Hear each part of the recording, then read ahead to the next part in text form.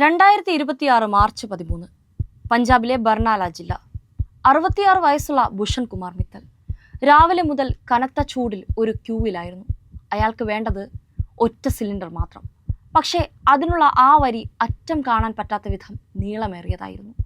തുടർച്ചയായ മണിക്കൂറുകൾ നീണ്ട നിൽപ്പിനൊടുവിൽ വരിയിൽ നിൽക്കുന്നതിനിടെ ഹൃദയാഘാതം മൂലം ഭൂഷൺ കുമാർ മരിച്ചു.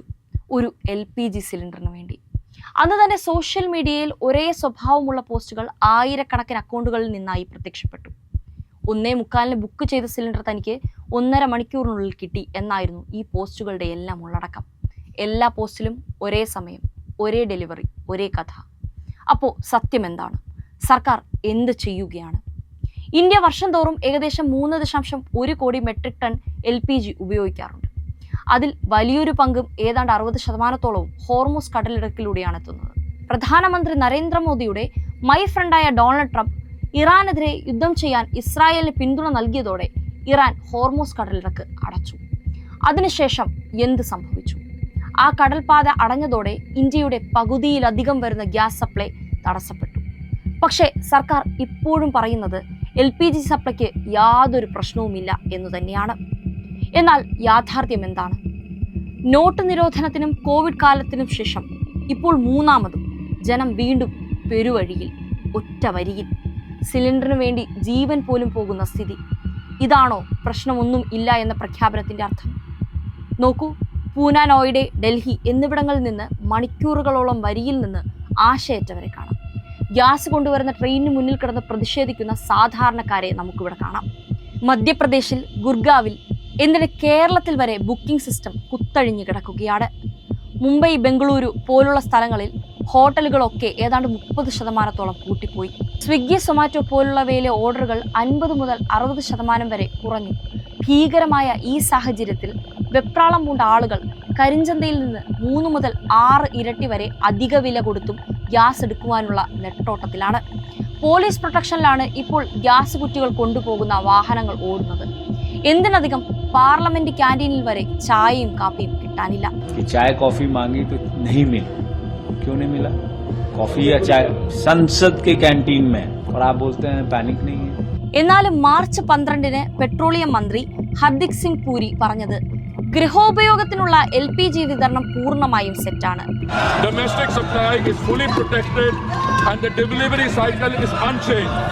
ഇപ്പോഴത്തെ പ്രശ്നം ജനങ്ങളുടെ പാനിക് ബൈയിങ്ങും സ്റ്റോക്ക് ചെയ്യലും കൊണ്ടാണ്. പക്ഷേ മാർച്ച് 7 മോദി ഗൃഹോപയോഗ LPGയുടെ വില കൂട്ടി. മാർച്ച് 8 LPG കൺട്രോൾ ഓർഡർ ഇറക്കി. റിഫൈനറികളോട് ഗ്യാസ് പ്രൊഡക്ഷൻ കഴിയുന്നത്ര വർദ്ധിപ്പിക്കാൻ ആവശ്യപ്പെട്ടു. പുതിയ രാജ്യങ്ങളിൽ നിന്ന് അടിയന്തരമായി ഗ്യാസ് ഇറക്കുമതിക്ക് ശ്രമിക്കുന്നു. മാർച്ച് 9 നാച്ചുറൽ ഗ്യാസ് കൺട്രോളിന്റെ ഓർഡർ ഇറക്കി. കമേഴ്ഷ്യൽ LPGക്ക് 70% പരിധിയാക്കി. അതായത് ഹോട്ടലുകളുടെ ആവശ്യത്തിന്റെ 20% മാത്രമേ നൽകാനാകൂ.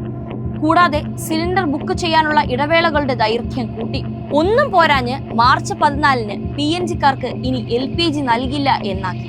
ഒടുവിലായി സ്റ്റേറ്റ് പൊല്യൂഷൻ കൺട്രോൾ ബോർഡ് ഹോട്ടലുകൾക്ക് 1 മാസത്തേക്ക് ഇനി ബയോഗ്യാസ്, കൽക്കരി, മണ്ണെണ്ണ പോലുള്ളവ ഉപയോഗിക്കാനുള്ള അനുമതി വരെ നൽകി. ഗ്യാസിന് ഷോർട്ടേജ് ഇല്ലെങ്കിൽ ഈ അറേഞ്ച്മെന്റ്സ് എന്തിന്? ഇത് കേന്ദ്രത്തിന്റെ പിടിപ്പുകേടല്ലേ? വെറുതെ ഇരുന്ന് പത്രത്തിൽ അന്താരാഷ്ട്ര വാർത്തകൾ ശ്രദ്ധിക്കുന്നവർക്ക് പോലും ജനുവരി മുതൽ തന്നെ ഇസ്രായേൽ ഇറാൻ സംഘർഷം ഉരുണ്ടുകൂടുന്നത് മനസ്സിലാകുമായിരുന്നു. അങ്ങനെയൊന്ന് സംഭവിച്ചാൽ ഇറാൻ ഹോർമൂസ് കടലിടുക്ക് പ്രതിരോധം തീർക്കുമെന്നും മനസ്സിലാകാവുന്നതായിരുന്നു. യുദ്ധത്തിന് തൊട്ടു മുൻപും ഇസ്രായേൽ സന്ദർശിച്ച ആളാണ് മോദി. പക്ഷേ കാര്യങ്ങൾ മനസ്സിലാക്കാനോ ഈ പ്രതിസന്ധി നേരിടാനോ ഒരു മുൻകരുതലോ പ്ലാൻ ബിയോ ആലോചിക്കാൻ മോദിക്കോ ടീമിനോ കഴിഞ്ഞില്ല. ഇതെല്ലാം പോട്ടെ, യുദ്ധം തുടങ്ങിയ ശേഷമെങ്കിലും ഒന്ന് ഉണർന്ന് ഉത്തരവാദിത്വത്തോടെ ഇടപെട്ടിരുന്നെങ്കിൽ പോലും പാചകവാതക സപ്ലൈയിൽ ഇത്രയും ബുദ്ധിമുട്ട് ഉണ്ടാകാതെ പോയേനെ. പകരം സർക്കാർ എന്ത് ചെയ്തു? ഹോർമൂസ് കടലിടുക്ക് അടച്ചതിന് ശേഷവും ഒരാഴ്ചയോളം കേന്ദ്ര സർക്കാർ കാത്തിരുന്നു. ഈ കടുത്ത മൗനത്തിനും അനങ്ങാപ്പാറ നയത്തിനു ശേഷം പോലും സ്വന്തം ജനതയെ ഊഹാഭോഗങ്ങളിൽ തള്ളിയിടാനുള്ള വഴിയാണ് കേന്ദ്രം നോക്കിയത്. ഇവരെയാണോ നമ്മൾ വിശ്വസിക്കേണ്ടത്?